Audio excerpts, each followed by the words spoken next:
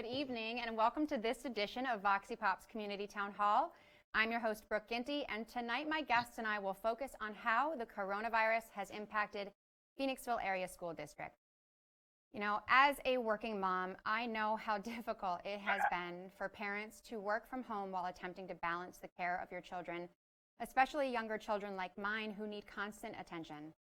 For my fellow parents with older kids, you and your children have been asked to navigate a whole new world of virtual learning with real deadlines and real grades that can affect your future beyond high school. And it has been an incredibly difficult time for our high school seniors who are about to graduate and move on to the next phase of their lives, be it college, tech school, or a new job. For everyone and every child in this district, the emotional and psychological strain of missing friends, your teachers, faculty, coaches, it has been immeasurable, and we all feel it.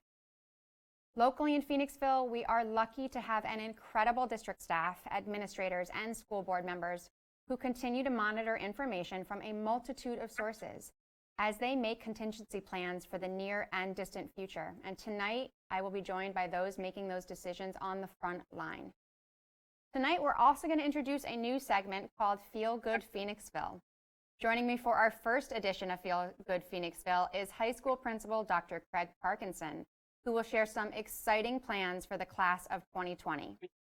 So be sure to stick around to the end, and as always, this is a live community town hall. We want and encourage you to submit your questions and comments, and we will make every attempt that we can to answer them during the show. Write your questions in the live stream chat, email us at info@voxipop.com, or write on Facebook with a hashtag VoxipopTownHall, and just share it at VoxIPOP TV. That should come to us. So we'll be right back to start our discussion with our guests after a very brief word from our sponsors. Hi, my name is Roseanne Clementiz from ARCADIA at LIMERICK Point, opening later this fall. On behalf of all of us at ARCADIA, we would like to say thank you to the frontline workers, healthcare, and government leaders who are working so hard to keep us safe during these unprecedented times. We are so proud to have the opportunity to sponsor this VOXIPOP Community Town Hall today.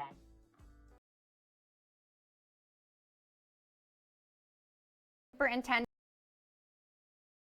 Dr. Alan Fegley, School Board President Blake Emmanuel, and our very own Dr. Brian Broker from ENT and Allergy Specialist and Phoenixville Hospital. Welcome, everyone, and thank you so much for joining me this evening. Thank you. Thank you for having us. Dr. Broker. Here we go. Thank you so much. You know, like I said, you are the front lines of making these decisions, and we are so lucky that Dr. Broker is here with us each week to go over the medical implications for this. So I'm going to get right to it. I know that we have a lot of viewers and a lot of questions. So first, Dr. Fegley, you know, it has been over 2 months since the stay-at-home order has been issued. Can you just share with us a little bit about how the faculty and administration and other staff, you know, what have you been doing in these 2 months? Well, Brooke, thank you very much for having us this evening. It really is hard to believe that we're in week 10 of this virus closing of the schools. And yet it really started at the end of February, the very beginning in March. As a district, we started to sense something was going to happen, and we felt we were going to close maybe for 2 or 3 weeks only. And clearly that did not what happened. But in that process, we decided to start preparing and getting our tech equipment out and starting to collect and understand who needed laptops, who needed Wi-Fi systems. So as you all know, on March 13th, the governor announced that schools would be closed across the state on March 16th. Fortunately, we had made a plan already that we were going to be closed for professional development on the 13th. And our professional development was specifically focused on helping us get prepared for a closure. Little did we know it was going to happen that quickly. But because of that, and because of the really, really good hard work of the principals and the staff, we were able to, after 2 days on that Wednesday, March 16th, 17th, able to get things up and running. And so since then, oh my gosh, has it been crazy. Faculty have been working like there's no tomorrow and their lessons. students have been just absolutely incredible in how they've been coming in, Zooming in with us, doing asynchronous work, synchronous work, and just making the very, very best out of this trying situation. Our faculty, I've talked to a number of them, they are saying that how many hours a day they are working just to make sure that they have the right videos up for the students so that they can learn, just making sure they reach out so that they can work individually one-on-one with students. Our therapists have figured out how to go in and do OT, PT, speech language therapy online. And we're working very, very hard to deliver all the services needed. Today, I was fortunate enough to be able to observe 3 classes, and wow, they were just so much fun. 2 were a music class and another one was a math class. And it was just great to watch the interaction between the teachers and the students. I do believe we are fortunate that we were in the building first because it helped build the relationships that the teachers have with the students, and you could really see that coming through in the videos. But the teachers and the students have done an amazing job at reworking education and how we move forward in this new world from kindergarten all the way up through K-12. We truly miss the kids dearly. We all wish that we were back in the buildings, but this is the way we're going to be for the rest of the year. Yeah, I think we all thought maybe this was 2 to 3 weeks, and you can tell because it's been in chunks of that kind of time frames that we've been extending this along.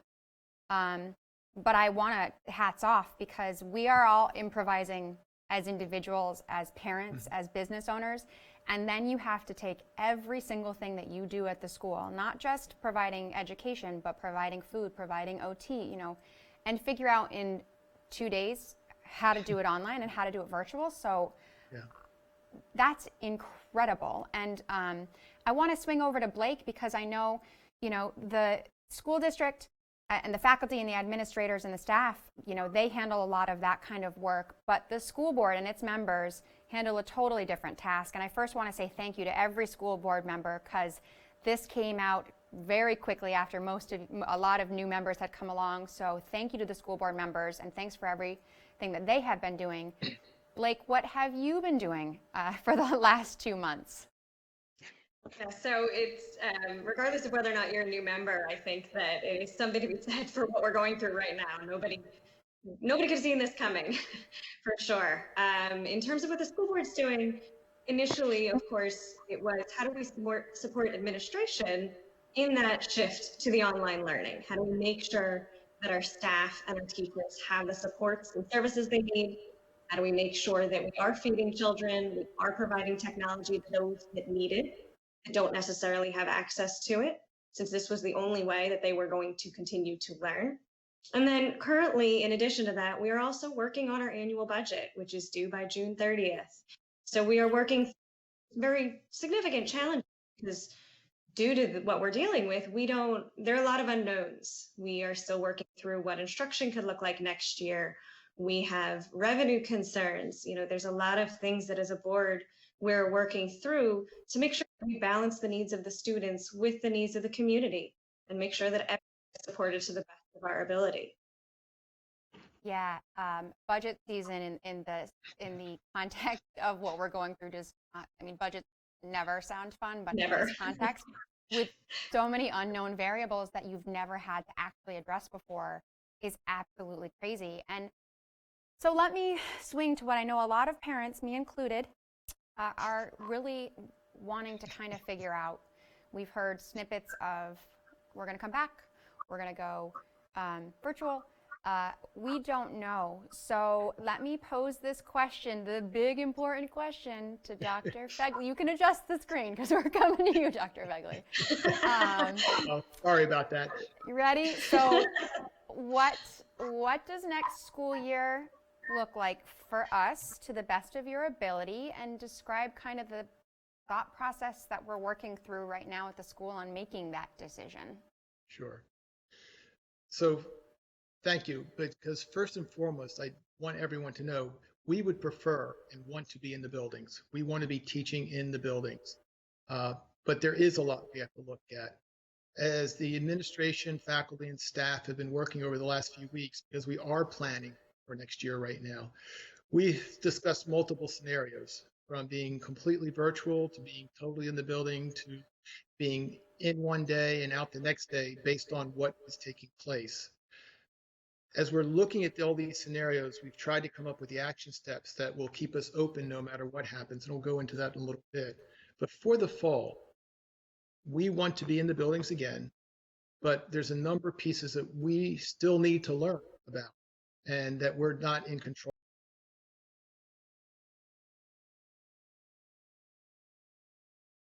Yellow, we will not be in schools next year. We need to, from what we understand, plan for social distancing, and that's in all areas. So we understand that we probably only have class sizes maybe a little bit smaller, that there may be greater distance, that we may be using some large group spaces for classes, but we are planning on being in. All that said, we also have heard from a number of parents that are very worried about their children coming back to school, either because their children are medically fragile or because someone in their family is medically fragile. And so because of that, we are also going to opt for a virtual learning opportunity for everybody in the district who wishes to take it. This will be a K-12 program, and it will be offered and taught by our own Phoenixville teachers.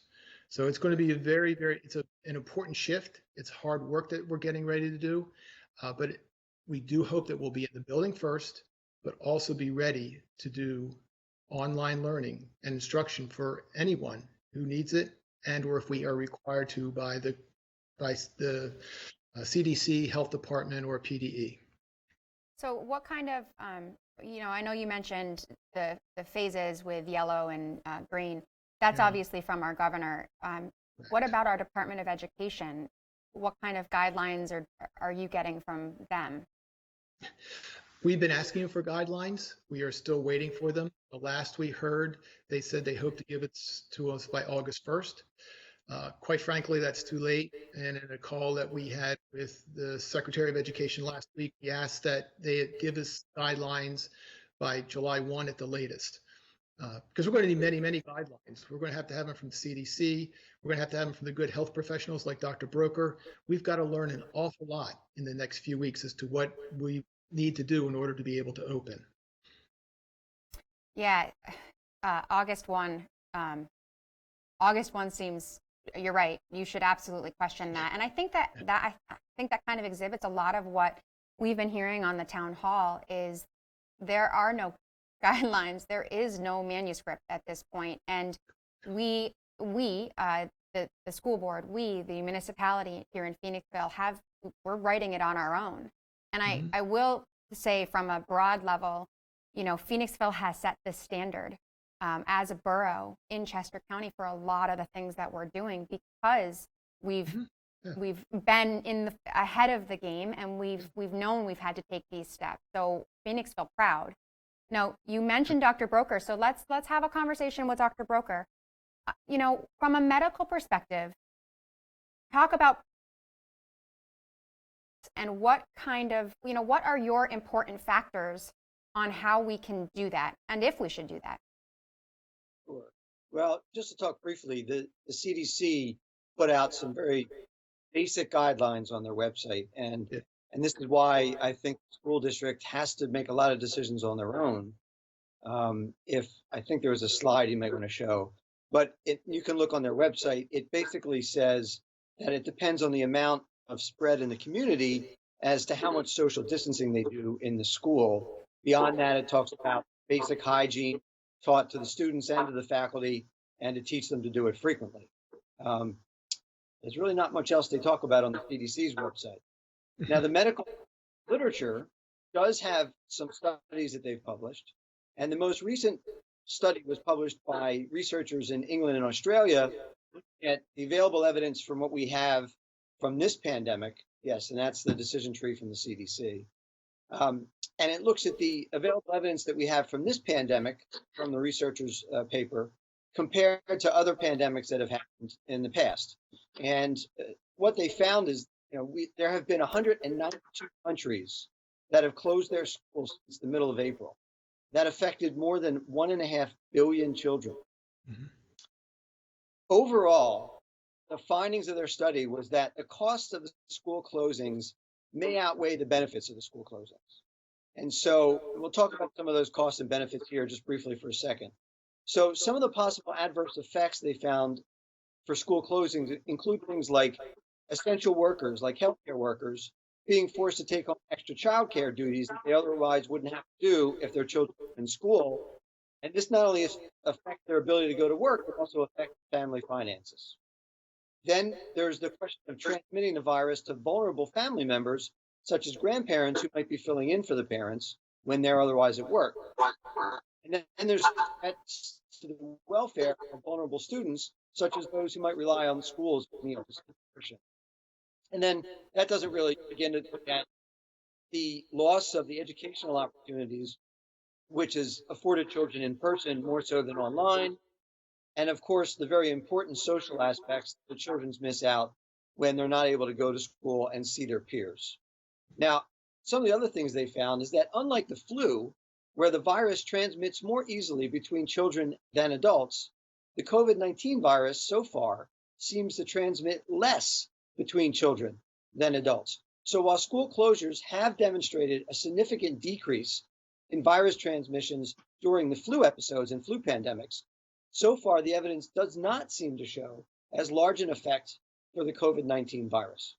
There's been data from the SARS outbreaks, which is a cousin of the COVID-19 virus, that happened in China, Hong Kong, and Singapore years ago. And this showed that school closures did not significantly contribute to controlling the epidemic at that time. However, some modeling studies, meaning where they have looked at virus transmission and projected what might happen, found that school closures could, by themselves, separate from other distancing measures, prevent between 2 to 4% of deaths in this country.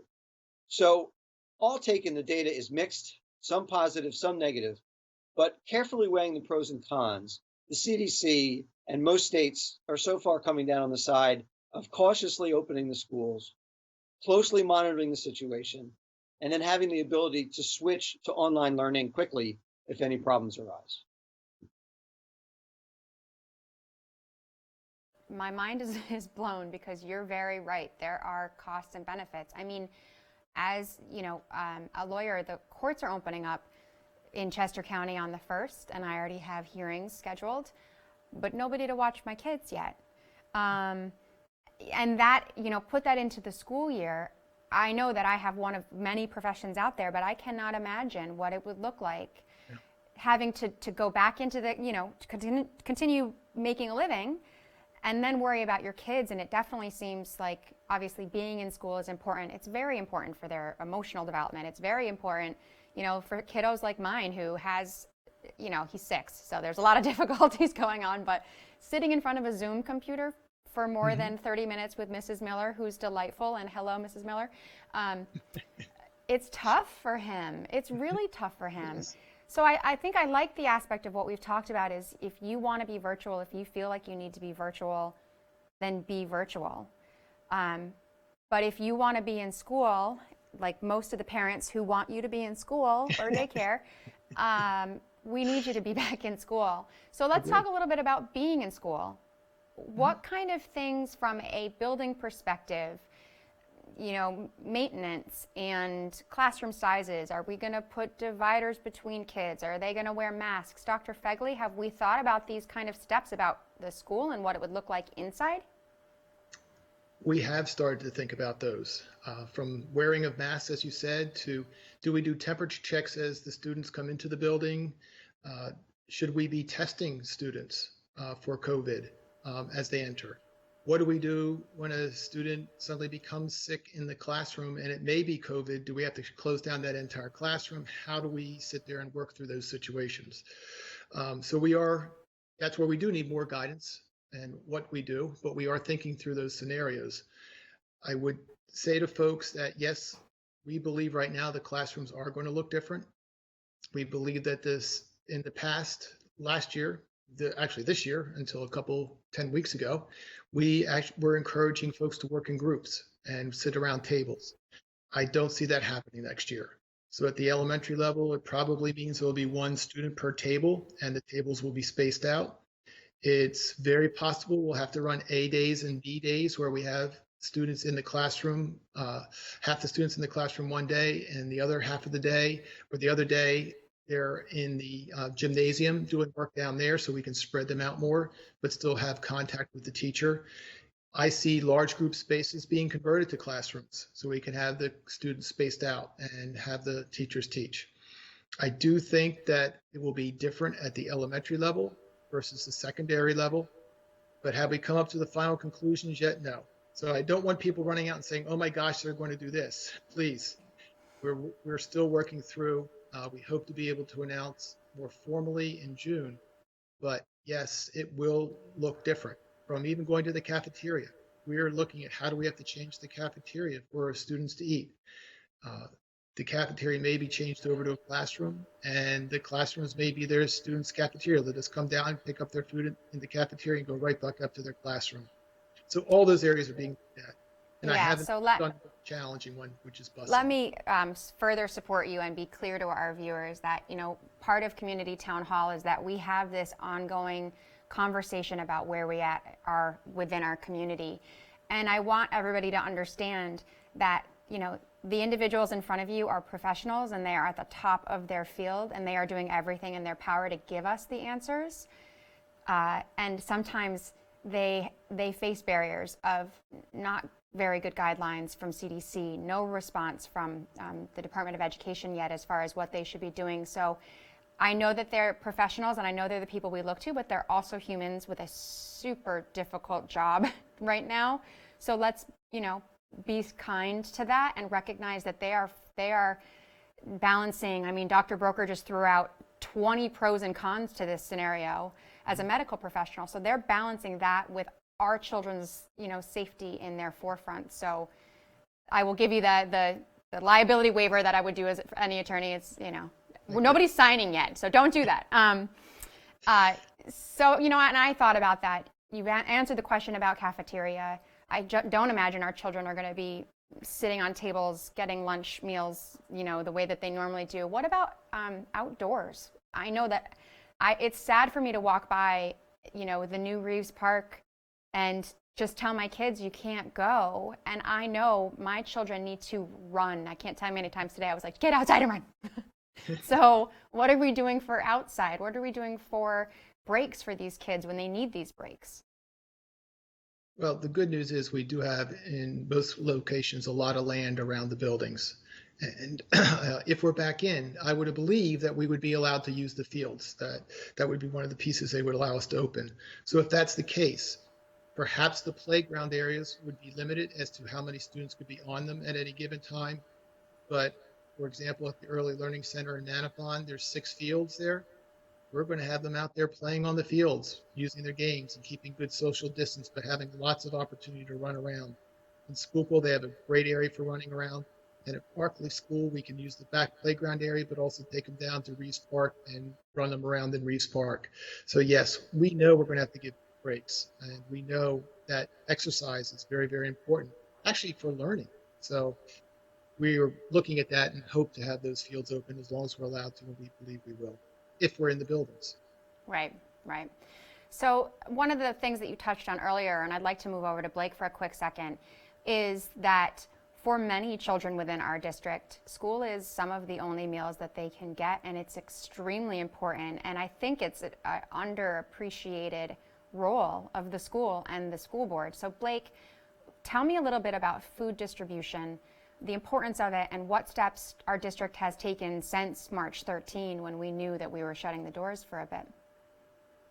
Absolutely. And the crucial piece to that is that hungry children can't learn. So to that end, we do prioritize food, knowing that so many of our kids depend on us for food. So I'm very proud to say that as a result of how well this administration has planned, we have not missed a day down for food distribution. So on the 16th, we had food distribution locations in the borough so students could get. How that's looked has changed over the last. And currently what we are doing is distributing on Mondays, Wednesdays, and Fridays at our 5 locations around the district, 3 in the borough and 1 in East Pikeland, 1 in Schuylkill, from 10:30 to noon. At that time, any community member can come, We ask folks if they have children and how many. So we provide breakfast and lunch for however many children. We also provide meals. We were lucky enough to get food from FEMA. So if we have adults without children, they can come to these locations at those times and get food as well. On Fridays, we provide what we call a weekend bag. It's a bag of non-perishables topped off with some produce to help families get through the weekend, because the end goal is making sure that our families are safe and have the necessary tools during this extremely challenging time. And what you see on the screen here, we are, for those weekend bags, it is entirely based off donations. So if you are so moved, please feel free. You can see a list of items that you can donate, and there are locations as well. If physically leaving the house is we PCEF in the Together We Can. Any donations there go towards COVID relief efforts, food, and also technology, because we are still trying to ensure that all of our students have access to tech, especially while we're in this online environment. So we're continuing to do this, and I am also very pleased to announce that we are going to continue distributing food through the summer. So our goal is to continue having food accessible to all of our children right up until the moment that they come back in school, and we can serve it to them directly. Okay. So let me ask you this, since this is the opportunity to tell everybody, where can we continue to get updates about where we can contribute, where we can donate, where we can pick up? Where can I find that information? That's great. And we can, there's a couple of locations. So we do post on Facebook on the district's webpage, Facebook page. We also have it on the district's website. We put it out in Phantom News occasionally. So if there are changes, we'd like to make sure that it gets out in the Phantom News emails. And the main easiest place is certainly Facebook. And along those lines with updates, one of the things that I wanted to mention when Dr. Fegley was talking about those potential changes in how school will look, would highly encourage anybody who's interested, all of our parents, our June 2nd curriculum meeting. As a board, we are going to be discussing with administration what some of those options look like. No final decisions will be made that night, but it's a great place to hear what our plans are and what we're thinking about. Okay, so we've got Facebook, which has been a great tool to communicate, obviously. The Together We Can Fund, which is where we can donate monetary funds that will be helped to support. And then I know the weekend bags, you can also put together a weekend bag and drop those off at different places? Correct. Any non-perishables, whether it's whatever you can find or a completed weekend bag, can be dropped off at the district administration building Monday through Friday from 8 to 4, or 1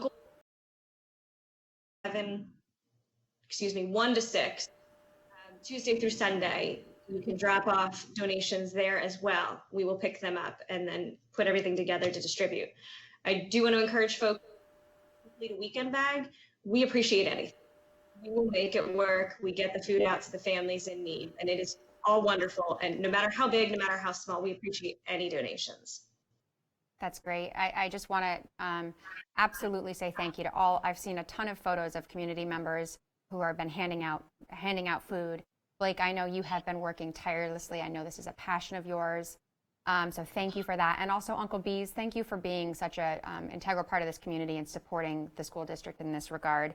Let me ask a quick question back to Dr. Fegley about staffing. So, you know, it sounds to me we may have potentially partial in school and partial virtual. So what about staffing? Is it going to be from our teachers? Are we making layoffs? What's our staffing kind of situation look like with all of those contingency plans? Sure. Overall, the staffing is going to remain exactly where it is right now. We're not planning on laying off anyone in the district. Some folks have said, well, what work will happen over the summer? The custodians and maintenance crew got so much done during this 10-week period, and they have. They've done an amazing job getting ahead of the game. But there's still so much more work to be done around the schools. And part of the work they've been doing is actually taking over work we normally would have contracted out. So in addition to getting work done with our own folks, they're saving us money because we don't have to pay contractors to come in. With regards to the teaching staff, yes, they're going to be fully utilized. We're not looking at any layoffs there at all. And honestly, if our virtual school and our in-school options take off, we would expect that other folks may actually want to come back to the district because we will be Our goal is to be nimble enough that when we are told that we have to close, we will close that afternoon and reopen as a in-building site and open up the next day as a virtual site so that we will have complete continuity of education throughout the school year. So those are some of the plans, but yes, it's going to take everybody, and we're not laying off right now, and I don't Good. see it in the future. Good. We are happy to hear that. I think it's from a standpoint of a parent.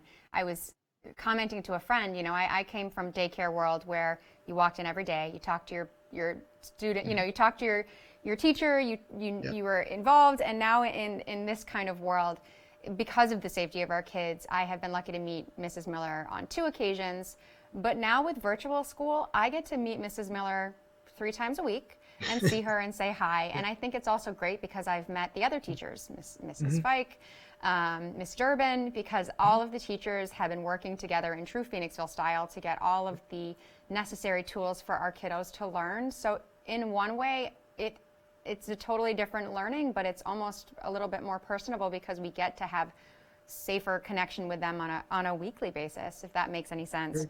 I know one of the big topics that I know most of us have, I used to play sports all through college. Sports were a huge part of my life. I know arts are a very large part of individuals' life. Those extracurricular round out the need for all the school that we have and the grades to give us those opportunities. Have we begun to think about what extracurriculars may look like in the COVID world? We are absolutely thinking about what they look like. And we don't want what happened in this emergency situation where you just stopped all sports and we really had no options or no time to think. I don't know what sports and activities or sports are going to look like in the fall. We need good direction from the medical professionals as to what is safe for us to be able to do. I've heard various stories and read various articles about what is safe, but there's still so much contradictory work out there, I'm not positive. For example, I've heard cross country is possibly a safe sport to run. I've also heard it's not necessarily safe. Golf seems to be one that's winning, that will be safe, we'll run golf. Some of the contact sports that take place, soccer, lacrosse, field hockey, those are much more tentative and we need much more information. At the same time, we're looking at those activities or extracurricular activities. We must also look at the other activities that are out there. And we are working in the process of making sure that we're running a rich array of activities as we normally do. Typically at the middle school, we offer 50 activities for students to participate in, and at the high school, it's over 100. And we want to keep that rich mixture going forward. They probably will look different next year, but that said, they have to keep going from band, orchestra, choir, although those are some of the ones we're looking at hard as to how can we do them safely. Chess club, Model UN, some of those other clubs along that line, those are easier to figure out how safely. But extracurricular and sports activities, as you said, Brooke, are vital to schools. We need to make sure we have them, and we will. Again, I think it's an interesting concept because I think most of us kind of know, obviously, outside it's better. You don't really transmit as much as close quarters, so it becomes a different world to think about. Football, I mean, they're literally supposed to be this far close from each other with their heads, and that seems like something that's going to be a difficult thing to move back into. You mentioned cross country. Let me move over to Dr. Broker. Dr. Broker, what have you done any research, or what do you think about sports and extracurriculars returning into the school setting? Sure. So looking at the available literature, as in things with coronavirus, there isn't much that's been published. There was a study 4 years ago that tried to see what kind of infections might be passed easily in competitive sports. And they found in their study that it was more likely to pass certain contact type of infections, like certain bacterial infections, than it was to pass respiratory viruses like the COVID-19 virus. On the other hand, there was another study that was published that showed that some respiratory viruses were transmitted in a football tournament where there were several different games going on the same field during the course of a day amongst all the teams who were mingling together. So that data is mixed. The most recent study that we have is actually from researchers in the Netherlands who were experts in aerodynamics and not medical researchers. And they just recently published a study, and you can see this graphic here, where they were looking to see if somebody was just breathing hard or a cough or a sneeze, where the droplets would go. And so what they found is that the 6 feet that we talk about of social distancing isn't really enough when you're moving for several reasons. One is just because where you were just a second ago isn't where you are now, and a person behind you is going to step into that zone. So if somebody is walking, in order to avoid those droplets coming back on the person behind the first one, you have to be 15 feet back to avoid those droplets so that they can drop to the ground safely out of the way. If you're running or jogging, you have to be 33 feet back. And if you're riding a bicycle at a brisk pace, about 18 miles an hour, which for most people trying to get it for exercise, that's about where they'll ride, you have to be 65 feet back. That's pretty far. But one other encouraging thing they found, and you can see from the pictures here, is that there is a air stream that develops behind the person who's running, and they call that a slipstream. Same with a bicyclist. And that slipstream seems to concentrate the droplets into a smaller zone, so that if you're going to do a sport like track, if you run in a staggered fashion, as in the bottom graphic there, you can see you can avoid that slipstream and then maybe be a little bit safer so you don't have to be 33 feet back when you're running. So this hasn't been validated yet by medical professionals who are trying to decide whether or not you might transmit a virus that way. So far, it's just from the aerodynamic specialists. So we're hoping to see more research. I'm pretty sure for the summer we're going to see that, because this is a big field of interest right now. I mean, we wear helmets for safety. We are obviously going to be wearing some form of masks for a lot of. For band, I have a good friend who participated, was a violinist and had this great after-school program, and they're now doing violin lessons out on the front steps of their house.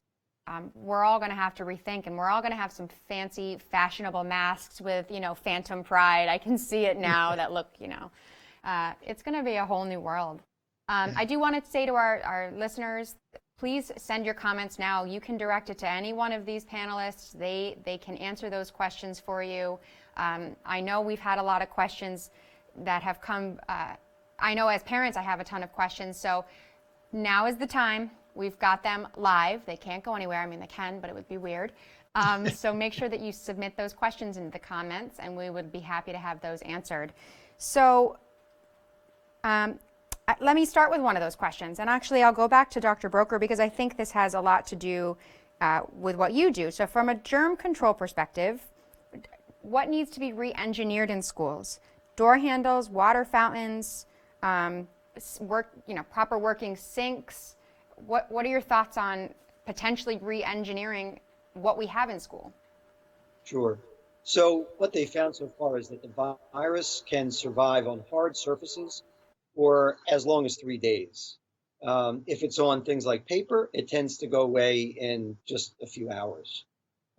So on those hard surfaces, we just need to have frequent cleaning. And I know from earlier conversations with Dr. Fegley, that's something that they plan to be doing. So it's just a question of part of the social distancing. We have to also look at what students are sharing in the classroom. Mm-hmm. Okay. Again, obviously we'll be learning as we go here.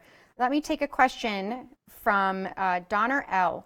Children, especially younger children, are typically required to receive vaccinations in order to attend school.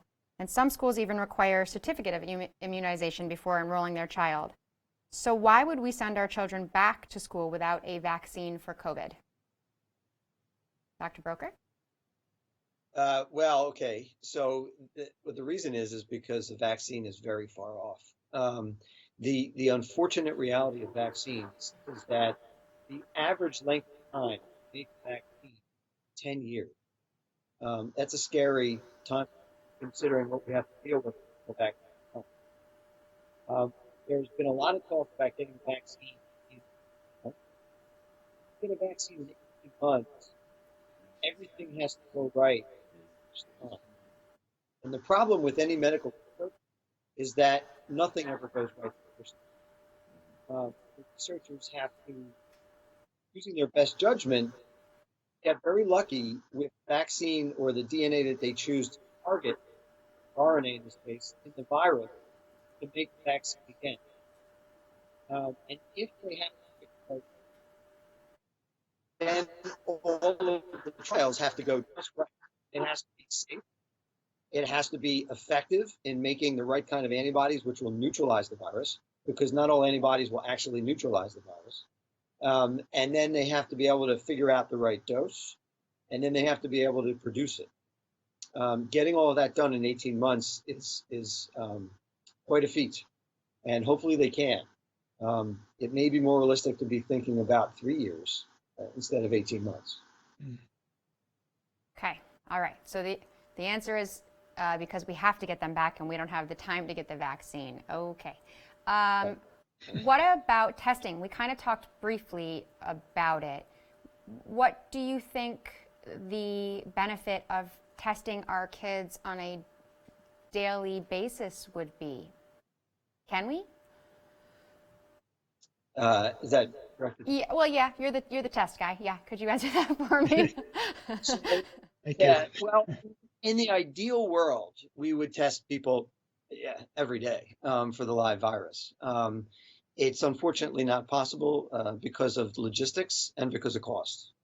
We've actually been talking quite a bit about how we might be able to increase testing. It takes, again, an organized effort to be able to increase the amount of testing available and to get the companies together to work on the best test. When it's left to individual companies, what you see is everybody's racing to make their own test. We're at the CDC organizing this, as is the usual way epidemics and pandemics are handled. Then they would try to figure out which is the most effective test and the most cost-effective test. And then they would try to organize all the companies to share information and make the same test. But unfortunately, in this current political environment, the federal government and the CDC are not doing that for the first time. So instead, we're looking at a multitude of different tests. Fortunately, there are some good ones, but the problem is availability. So the Harvard Global Health Institute figured out how many tests we would need in the country and in each state to be able to get back to school and get back to work with frequent testing. And they figured that in Pennsylvania, we would need to be able to do 15,000 tests a day. Now, according to the Department of Health, as recently as a few days ago, and my last conversation with them, we can only do 750 tests a day.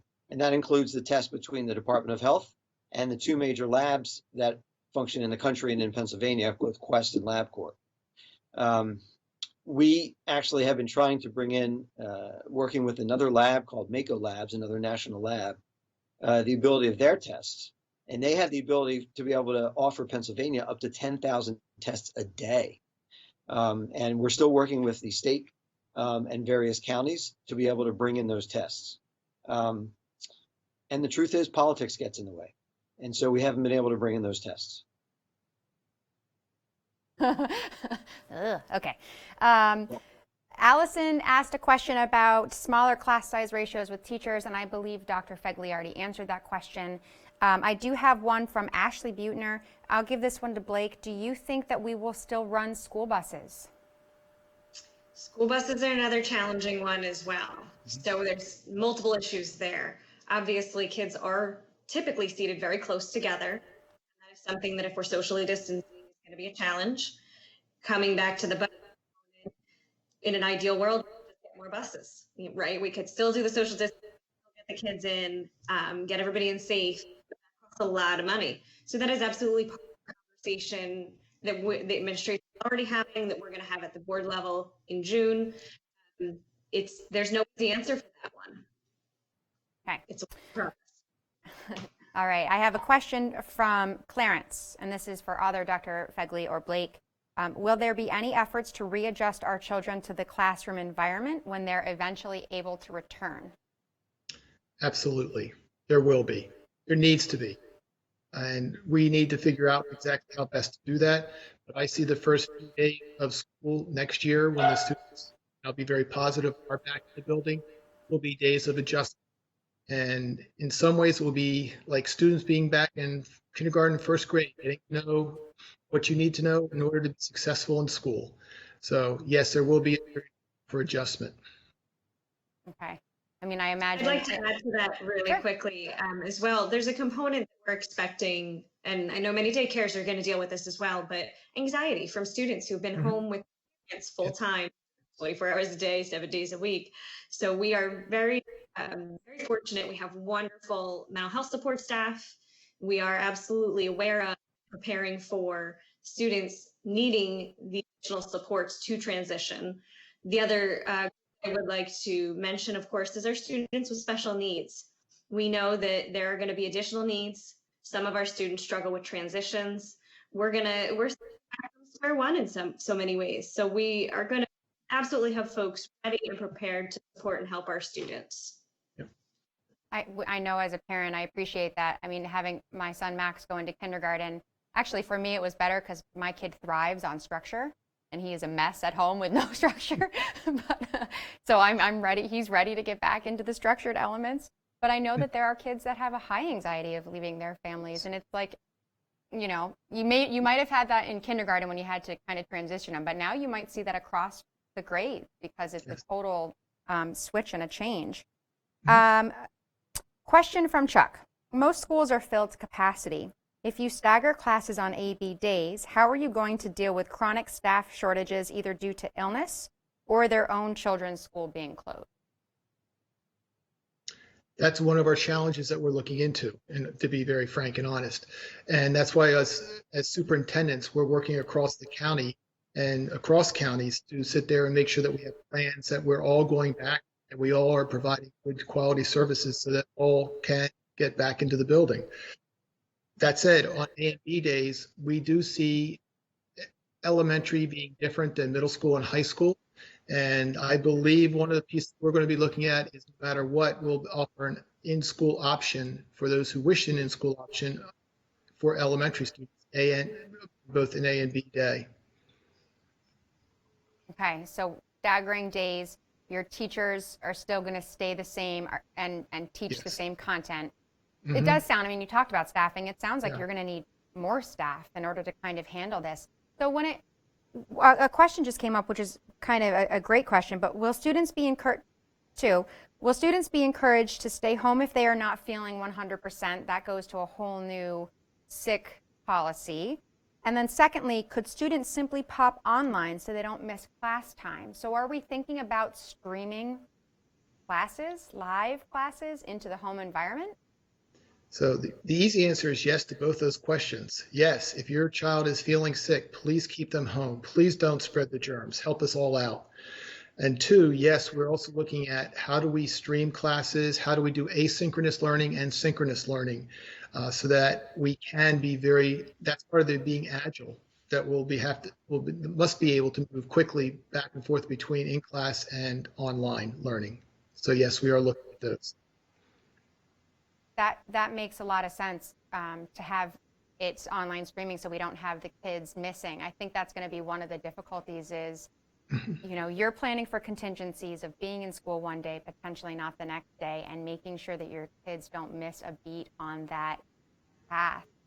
I do not envy, you know, the job that you have in front of you. And again, thank you sincerely for all that you're doing. Anonymous says to Dr. Broker, what is the clinical value of temperature checks upon entry to school? Well, so if someone's temperature is elevated, then you know they have some kind of inflammatory process going on, and in today's environment, there's a reasonable chance that they might have that virus. So it does indicate that person would, in an ideal situation, if the tests are available, get a test. You know, a lot of people think, well, why is it different from a flu, or why is it different from a common cold? And the reason is simple: we have treatments for those other diseases. We don't have treatment for the COVID-19 virus. So if somebody has an elevated temperature, it just gives us an early warning for a lot of people that they need a test, because some people may not have other symptoms, they may not even feel sick, and their temperature may go up days before they develop other symptoms. So I guess that's a question that I sort of have had, is I wonder if when somebody has a temperature, is it too late to, I mean, don't they already have it? Are they already susceptible to spread it if they're showing the temperature?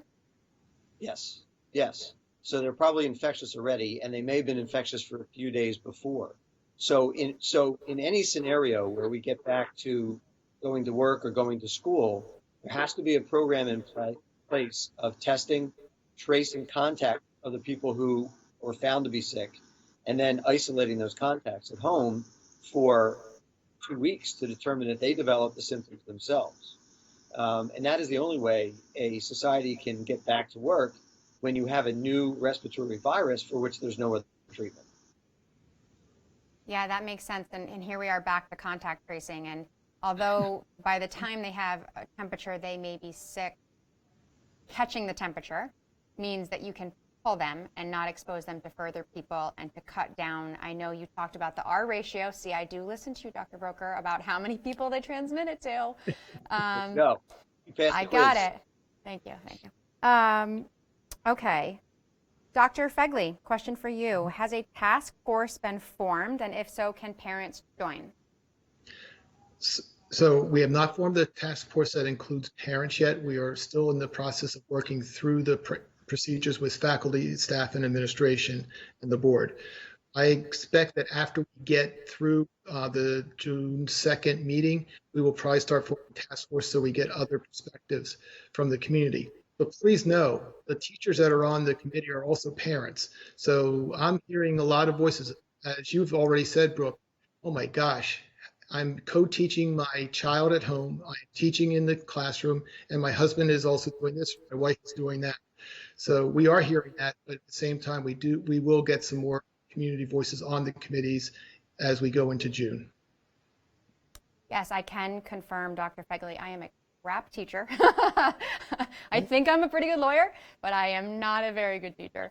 It wasn't my profession. And, like many of us, it wasn't our profession. And we are now being asked to be those teachers on top of being professionals. I know my email this last week, it's as if people do not understand that. I don't know whether I need to put a subtext of, if this is a Wednesday and a Friday, or if this is between the hours of 9 and 5, there is a 4- and 6-year-old who will run in and jump on the phone and ask you for snacks. I mean, it's comical is the only way I can describe it sometimes, otherwise I'd be on the floor in a ball sobbing. Let me ask a few more questions. I know we're running on time, but I had a couple others come up that I think are important for Dr. Broker. A combination from Aaron and Stephen. Should students be wearing masks all day? And then the second question is, if they are wearing masks, why is social distancing beyond 6 feet necessary? And doesn't the mask allow for that close proximity? Well, it's all statistics. And so what the statistics show us is that if you're wearing a mask, you're protecting other people around you. The mask, because you're not wearing the type of mask that we might wear in a hospital to keep the virus out, really is just to try and keep your respiratory droplets in. And so your respiratory droplets are going to spread onto surfaces. And as much as we try not to touch our face as adults, you can see how hard it is for yourself. For the children, it's going to be harder. So if they're not wearing a mask at all, at any time in the school, there's going to be droplets everywhere. And then there's going to be people potentially spreading virus, because half of the children who get this don't get any obvious symptoms at all. And so they may be going to school shedding virus and not knowing it. And so really, anytime they're in public, they really need to be wearing masks. Now, that's at least indoors. There is some thinking that if the kids are outside and staying at least 10 feet apart, and the wind is going to carry the droplets away and it's going to dissipate and mix in the grass, it might be okay not wearing a mask. But inside, they probably need to be wearing a mask the entire time, except when they're eating. Yeah, that's a really great explanation of why masks are necessary. And a lot of people have asked that question, but they're to protect others, right? I wear a mask all the time, no matter where I go, because I may be asymptomatic and I want to make sure that I'm not infecting, you know, the person in the Starbucks drive-thru, which is literally one of the only things that can kind of still make me feel human. I don't know what it is about it when you leave the drive-thru with that cup in your hand. You're like, oh gosh, I'm not living in a COVID world. But I am, because we're both wearing masks, and that's very important. Another really great question for either Dr. Fegley or Blake is, how are you helping students whose grades are suffering in online because their parents aren't able to provide sufficient scholastic help? And how will you help these students when they return? It's a great question. Right now, all the faculty are working hard in order to try to make sure that the students are doing as well as they can. That said, we do know students are having greater challenges. So at the middle school and the high school, we are actually going back, looking at their grades leading up to the fourth marking period, and we'll be working with them to make sure that their grade does not decrease as it moves forward. We're still grading, but we're looking at that. That said, we are also, the teachers are very, very much aware that students will probably not be at the exact same level that we typically have them coming out in. They're going to be a lot better at learning online, but they may not have gotten every last math, but may do a little bit deeper and longer just to make sure that they have all the skills in place that we want to have in place. Our faculty has done a very good job of picking out the essential skills, but there are other skills that we're going to keep working on and we'll need to redo as we go on. Yeah, I know right now, at least in this very important grade of kindergarten, that Mrs. Miller has a help desk every day. I can imagine moving forward, you're going to need to obviously have those help desks, which are going to put burden on our teachers to extend their days a little bit longer. So in advance and now, thank you to every teacher out there for, again, learning this whole new world and helping our students along the way, and for all the things that you're going to be doing moving forward. I know that it has been emotional for everybody. I know that both myself and I believe Mrs. Miller have shared some tears because it's sad. You know, it was really sad to see your kids online. And I think, you know, when she first got up and running, she was just overjoyed to see her kids, because that's why teachers do what they do. You love your kids. You love those moments of, oh my gosh, they got it. They got it, and this is great. And now we're all learning that different system. I want to thank all of our guests tonight, all of our comments. I do want to give you each one last opportunity to give the most important tidbit that you want our viewers to take away. Let me start with Blake's like, don't start with me, don't start with me. Let me start with Dr. Broker. Dr. Broker, what is your one tidbit that we can take away from tonight? I think from the medical evidence that's available, I think the school board is doing everything right. And I think that they're, you know, trying to create a range of options to prepare for all the contingencies. But they're doing everything they can to get our kids back into school.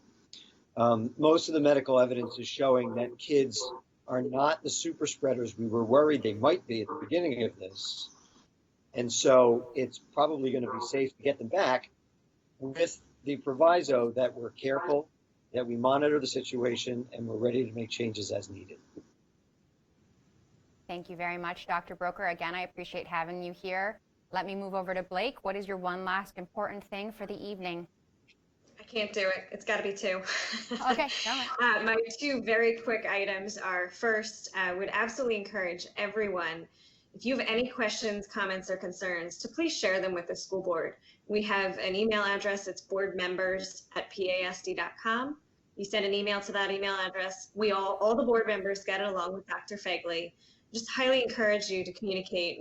We absolutely do respond. My second very quick point is the food piece, as it is near and dear to my heart. If you or someone you know is struggling, please reach out. We have food available. We are trying to make resources available. We know this is a very challenging time, and we just want to encourage folks to reach out if they need help. Thank you, Blake. I appreciate all that you're doing. Dr. Fegley, you can take it home. Sounds good. Mine is thank you. Thank you to all the parents for becoming co-teachers. Thank you all for your very, very hard work with your children. It has been a pleasure and a challenge, but we have a real growth mindset in this town and love it. Thank you to the faculty, staff, administration, and the board for all your work, for working together to really become the leaders in Chester County, the surrounding area, on how to do online learning here in Phoenix, and they're coming to Phoenixville to learn how to do it. So thank you to all, everything. The theme of the district is together we can, together we will, together we are Phoenixville. Unfortunately, this situation proves how true that theme is, but fortunately, Phoenixville truly has risen to the challenge, and I thank everyone. And as always, I've said this already a couple times, but again, thank you to you, Dr. Fegley. Thank you to you, Blake, and Dr. Broker. We couldn't do this without you helping us to better understand all the difficulties that we're facing the public, and also in this particular area of education. It's such an integral part of our community. You know, moving through these uncertain times, we are so thankful to have you, and I know you're off the screen now, but thank you for joining. I wish you to be safe and happy, and we really appreciate your expertise and all that you're doing and being so open to the changing times. And now it is time for Feel Good Phoenixville. Let's welcome to the show Phoenixville High School Principal Craig Parkinson. Welcome, Craig. Welcome, Craig. How are you this evening? I'm doing extremely well. Thank you so much. It's truly a pleasure to be here. We are excited to have you on our first ever Feel Good Phoenixville segment of the show. So as we said earlier, you are the principal of the high school, and that means you have had the honor and privilege of figuring out what to do in these times of COVID with your high school students. So let me ask you first, how are they doing? Yes, on Monday evening, we had the opportunity to spend some time with the students on Zoom. And myself and the administrative team and the school counselors, we've been spending a great deal of time with the students on Zoom. And obviously doing pulse checks just to make sure they're doing well. So initially, as anyone could expect, they were taking this very difficult. All of the pastime privileges that all high school students usually receive, our students felt like this isn't going to happen. On March 13th, I can tell you they were all really down when we first were aware that this was going to be some time. But as I like to say, young people are resilient. They adapt pretty well to change, to difficult situations. And the Phoenixville area high school students are no different. Although this is not the desired outcome that they want, they're resilient and they're taking it in stride. And it is our goal to show them how much we love them and how much we care about them. So as we fill them with so much love and energy and joy, they seem to get better and better as each day passes. I agree. I think, you know, you have to kind of come over the sadness of your prom, I don't think happened this year, and graduation. And, you know, I know we call this Feel Good Phoenixville, and maybe it doesn't sound so feel good, but one of the things that I think really resounds about our community is that we really know how to support each other in Phoenixville. We really know how to take our people when we're down and surround them and lift everybody up. So for me, I think this is just another example, you know, how our community has supported our students is another example of why Phoenixville is in this together. I couldn't agree with you more. I can tell you that once we were faced with these challenges, I mean, the number of community members who came out and offered suggestions, volunteered, asked what they could do to help us, to help our students. You know, individuals who didn't have students who attended the high school, you know, reached out to me and asked what they could do to help these students cope and deal with such a difficult situation. I've always said I've been blessed and fortunate to be in a community like Phoenixville to work. I live in another community, and I always say that I've never seen a community like Phoenixville. The way people come together is just truly amazing. One of the things that happened early on when we talked about having a virtual graduation, the Phoenixville Community Education Foundation came out and offered to provide us with lawn signs to put on every single senior's lawn at their home. And then once the teachers heard that was happening, we had over half the high school teachers come out to volunteer to go out and deliver these signs to the students in their homes. So with the partnership of the Phoenixville Community Education Foundation and all the teachers in the high school, we all went out and delivered signs to these students. So it was the silver lining, just to watch how people can come together when you're faced with adversity, difficult situations. I've never seen anything like it, what Phoenixville does. So it's a beautiful place to be. Great community. I know. We're all very proud to be a part of this community, and we're very proud to have you as a part of this community, even though you don't live here, which one day you got to get to the best borough, in my opinion, no matter who you talk to. So I know you just shared some really wonderful news, and I wanted to give you the opportunity to do that again for those who might have missed it. So tell us the big news for the graduating class of 2020. All right, yeah, so the big news that we actually had the opportunity to share with our students on Monday evening is we're going to revise our commencement ceremony. With the government stay, we still have to practice social distancing, so we cannot have a full live commencement ceremony. So initially, we were going to have our students come in and pre-record their speeches, which they're going to still do, and we were going to just have a Zoom watch party for our students to watch the commencement ceremony together. But through the support of the borough, again, the community coming out and supporting us, they've given us permission to have have a parade, a commencement ceremony. It's going to be a parade that's going to go through the borough of Phoenixville. We're going to stop by some of the elementary schools along the parade route. So we'll start at Franklin Commons on June the 10th. At 1:30, the parade will begin. And then we're going to end up at Phoenixville Area High School at the conclusion of the parade. And the students receive their diplomas at Washington Field. So what they're going to do is we're going to have the parade route end right in front of Washington Field, and we're going to deliver our students their diplomas as they drive up to the field, which is so exciting. When we shared this news with the students on Monday, they were overjoyed. And we also made them aware that they're going to actually be able to walk across the field at Washington Field, across the stage at Washington Field. So we're going to set up the stage. We're going to have it decorated with the backdrop of the high school seal. So the students' names will be called as they walk across the stage, and they'll take a picture with their diploma casing. So all the things they thought they were going to miss out on, we're finding ways to provide this to them. And it was such a joy to share with them Monday evening. We actually met with the students first, and then we shared the news with their parents. And I can tell you, it's amazing how things can change in 10 weeks, because initially the parents were upset when we talked about how the commencement ceremony was going to take place. A lot of tears from parents when we first made this announcement. Last night, we were also filled with tears, but they were tears of joy. So it's just an exciting thing that we're able to do for our seniors. Yeah, I can tell you honestly, I'm not going to lie. I'm feeling emotion for this, because that moment when you do get to walk across that stage and have that diploma handed to you and look for it. And, I still remember I've got a picture from graduating law school where I don't think I've ever had a bigger smile because of the accomplishment of 4 years of just your life. And as a parent, I can't imagine not having the opportunity to have that picture. So I think that this is amazing. I think this is right in the straight away for Feel Good Phoenixville, and that's exciting news, and thank you for all you did to bring that to the community, and I cannot wait. I know there will be a ton of pictures on Facebook, and I cannot wait to participate in that. Final thoughts for our class of 2020? Yes, I always let the students know, we always share how much we love, respect, and care about them. I want them to know that this was a collaborative effort of the Phoenixville community, all of the teachers in the high school, the entire Phoenixville Area School District, who is bringing this opportunity to you. So stay safe, stay healthy, and stay Phantom strong. And please know we love you, and I can't wait to see you when we're together again. Thank you so much for joining us, and congratulations, class of 2020. Everyone in this community is proud of you.